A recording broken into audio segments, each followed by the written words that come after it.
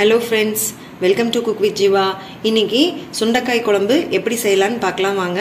வீடியோக்குள்ள போறதுக்கு முன்னாடி மறக்காம நம்ம சேனலை Subscribe பண்ணிருங்க.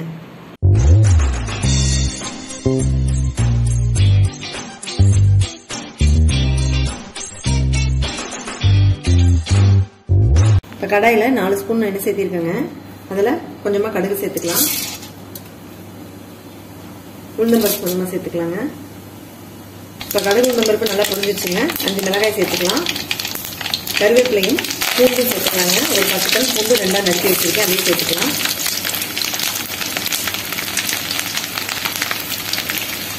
அது கூடவே பெரிய வெங்காயம் ஒன்று பொடியாக நறுக்கணுங்க, அதை சேர்த்துக்கலாம். சின்ன வெங்காயம் ஒரு 15 வெங்காயங்க ரெண்டா நறுக்கியிருக்கேன், அதையும் சேர்த்துக்கலாம். ஒரு 2 நிமிஷம் வெங்காயம் பூண்டெல்லாம் நல்லா வேகட்டுங்க, அது வரைக்கும் நம்ம நல்லா வதக்கிக்கலாம். இப்போ வெங்காயம் பூண்டு நல்லா வதங்கிடுச்சுங்க. இப்போ இது கூடவே 2 தக்காளி நான் மிக்சியில் பேஸ்ட் பண்ணி வச்சுருக்கேங்க, அதை சேர்த்துக்கலாம்.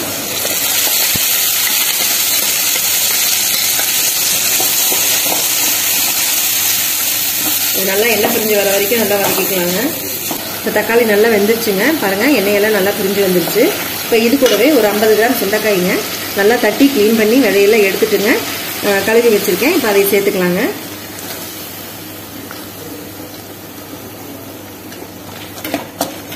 இதை நல்லா கலந்து விட்டுக்கலாங்க.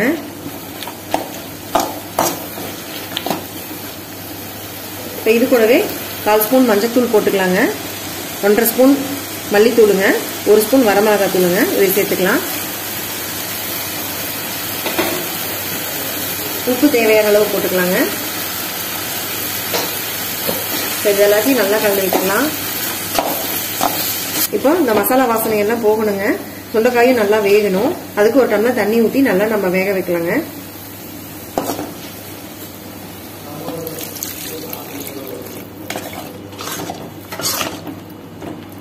ஒரு 5 நிமிஷம் நல்லா வேகட்டுங்க.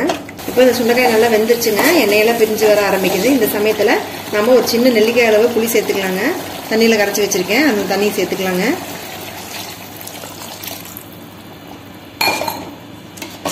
இது ஒரு 5 நிமிஷம் நல்லா கொதிச்சு எண்ணெயெல்லாம் பிரிஞ்சு வரட்டுங்க.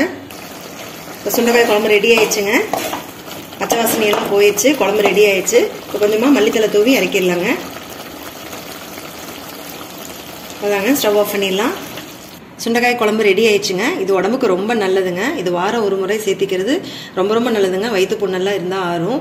இதே போல் நீங்கள் செஞ்சு சாப்பிட்டு பார்த்துட்டு எப்படி இருக்குன்னு சொல்லிட்டு கமெண்ட் பண்ணுங்கள். பிடிச்சிருந்தா லைக் பண்ணுங்கள். அப்படியே உங்கள் ஃப்ரெண்ட்ஸ்க்கும் ஃபேமிலிக்கும் ஷேர் பண்ணுங்கள். மறக்காமல் நம்ம சேனலை சப்ஸ்கிரைப் பண்ணுங்கள். தேங்க்யூ.